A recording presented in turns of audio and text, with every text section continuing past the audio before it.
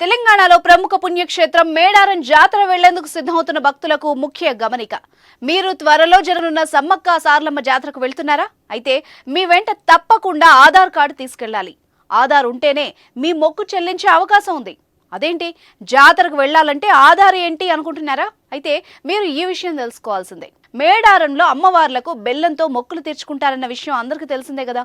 అయితే మేడారంలో ఎత్తు బంగారాన్ని కొనుగోలు చేసిన భక్తుల వివరాల్ని సేకరించి తమకు అందజేయాలని వ్యాపారులను ఎక్సైజ్ శాఖ ఆదేశించింది. గజం కేవలం 4,500 రూపాయలతో 165 గజాల భూమి కేవలం 8 లక్షలు మాత్రమే. భక్తుల నుంచి ఆధార్ జిరాక్స్, ఫోన్ నెంబర్, ఇంటి అడ్రస్ తీసుకుని బెల్లాన్ని విక్రయించాలని అధికారులు తెలిపారు.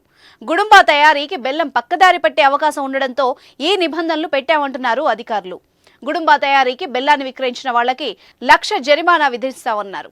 బెల్లం కొనేందుకు ఆధార్ అవసరం అన్న విషయం తెలియక ఇక్కడికి వచ్చే భక్తులు ఇబ్బంది పడుతున్నారు. ఇదిలా ఉండగా ప్రపంచంలోనే అతి పెద్ద గిరిజన పండగ సమ్మక్క సారలమ్మ జాతర.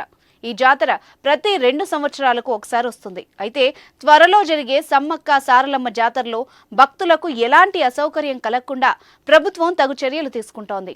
ఇందులో భాగంగా ఫిబ్రవరి 2 నుంచి 29 వరకు అక్కడ అటవీ శాఖ వసూలు చేస్తున్న పర్యావరణ రుసుము నిలిపివేస్తున్నట్టు అటవీ, పర్యావరణ, దేవాదాయ శాఖ మంత్రి కొండా సురేఖ ప్రకటించారు.